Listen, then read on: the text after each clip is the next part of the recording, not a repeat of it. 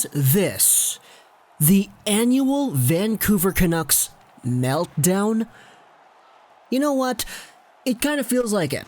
Just taking a look at what everybody has to say online. And I know basing everything off of what people are saying on the internet is not a good thing, but as a social media personality that revolves around talking about the Vancouver Canucks, it's kind of unavoidable in my position now, isn't it? I didn't watch the Vancouver Canucks 6-3 loss against the Vegas Golden Knights yesterday. I didn't watch it because yesterday was Teddy Bear Toss Night for the Richmond Sockeyes in the PJHL Junior B hockey in British Columbia, and as a result, I had to go over there. I was the play-by-play guy. It was awesome. There was a goal scored by Riley Anderson on a really nice breakout, and the Teddy Bears rained down. That was awesome to watch, but because that game was going on, I wasn't able to watch a single second of Vancouver versus Vegas. But oh boy, you bet I saw the reaction afterwards. Let's talk about a few things related to the Vancouver Canucks and what exactly I mean by the annual Canucks meltdown. Let's first start off with this point total right here. Take a look at this Reddit post by I'm Actually an Otter. Since the 5th of November, the Vancouver Canucks have taken 16 points in the last 19 games, with a record of 7-10-2. That's a 69-point pace over the entire season. First off, that's pretty nice. Second off, that's terrible. That's really, really bad. And you could chalk that up to a few aspects and a few different points that make legitimate sense. But overall, the Vancouver Canucks as a whole, as of late, have not been a good team on paper. They're still in a playoff race, but that's mostly because of their really good October. Everything after that hasn't been awesome, and we're in the middle of December right now. So let's go over a few things first that I wanted to talk about in regards to this Vancouver Canucks team, the main angles that I've been seeing people bring up online, and talk about how they could be contributing to this quote-unquote meltdown. First off, it's Tyler Myers. The goal last night where Vegas sent a really nice breakout pass to Max Pacioretty and Myers just kinda glided his way back over into the Canucks zone. Yeah, that was Myers' fault, but it was also Gaudette's fault too. Gaudette was the guy who was in position to stop Pacioretty, but then he put himself out of position, and as a result, Pacioretty just went around him, shot it, and scored it. Markey didn't really move, he just stood there. And Tyler Myers, as the guy who was supposed to be in the Gaudette spot, was just gliding towards the net.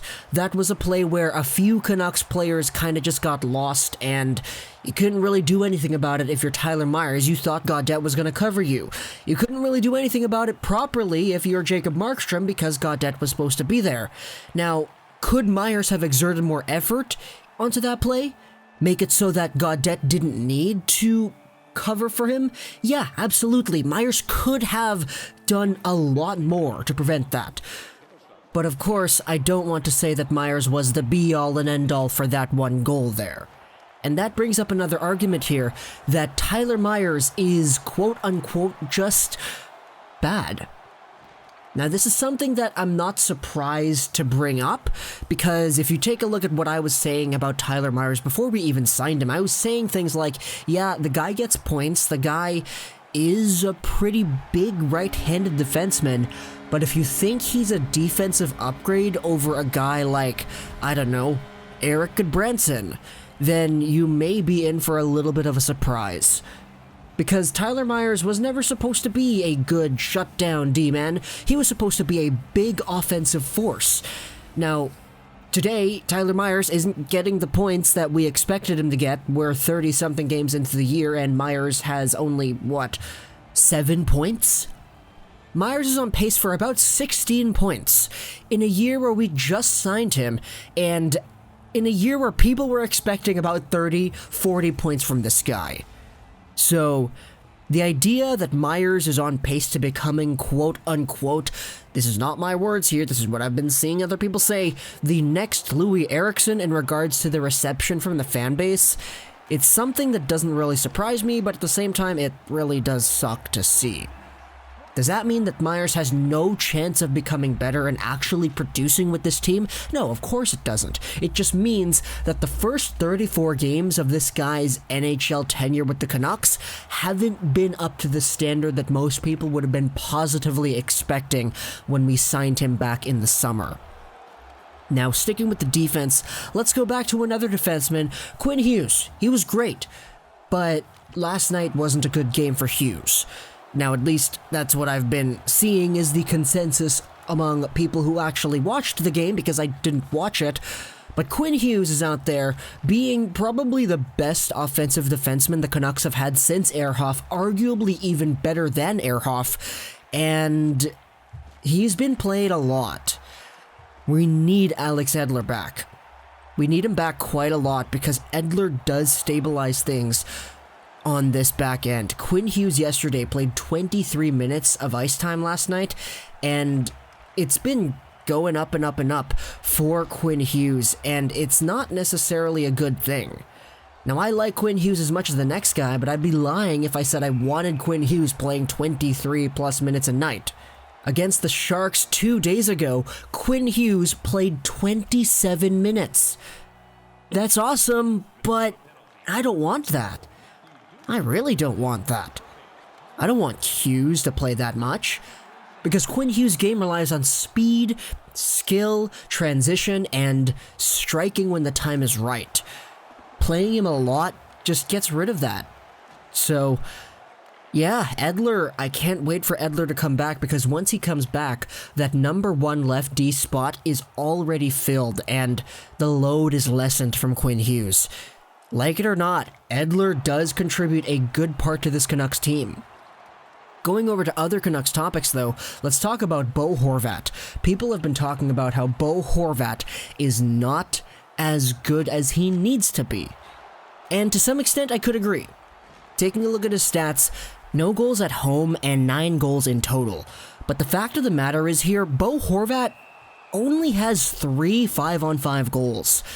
6 of his goals this year have come on the power play, and guess what? We're 34 games into the year. Bo Horvat is on pace for about 21 goals, which isn't bad, but he's on pace for about 7 5-on-5 goals. Is that really what we expect out of our next captain? And obviously, I don't want to call out Horvat just straight up here, but I will say that a lot of that does have to do with the line mates. Sure, I love Levo and I love Pearson, but I'd be lying if I said they were legitimate second-line players that can tango with Bo Horvat. This is kind of where the fallacy comes in, and you come and take a look at what was supposed to be the plan and how things have worked out. Remember when things were supposed to be Ferland, Petey, Boeser, Miller, Horvat, and Pearson or whatever? Yeah, those were the good days. Before Ferland got that terrible injury. And before he got that other injury. Having Ferland on this team would have made this Canucks squad a little bit better in my mind, because at least Ferland is a legitimate top 6 player. Sure, he wasn't playing like it with the Vancouver Canucks, he was coming off of the flu and he was coming off concussion symptoms, but still, a guy like Ferland makes this team better in my opinion if you give him the time and the space to recuperate properly.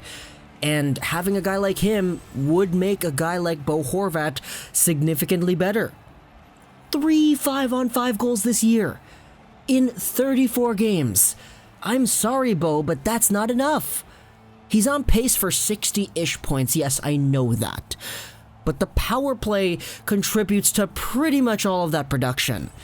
That's great, but you can't rely on the Canucks being the team that has the most power plays in the league to win you games. At some point, your normal 5-on-5 play has to take over. And the Canucks' 5-on-5 play hasn't been amazing as of late. Their power play has been okay. Actually, no, I'd be lying if I said that. We're 4th in the league or whatever in the power plays, but we haven't scored on the power play either. So that just adds a ton of fuel to the fire. But There are a ton of things, in my opinion, that the Vancouver Canucks can touch upon in regards to their quote-unquote meltdown, but heads high. Heads high. I think things can get better. I really do. But I would be lying if I said that things were all right now.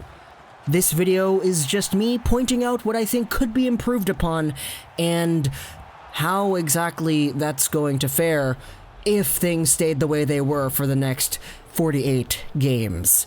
Because we're almost at the halfway mark of the season, and some of these things are notable that I need to point them out, in my opinion. It's awesome being a Canucks fan, right? Hope you enjoyed this video, and bye.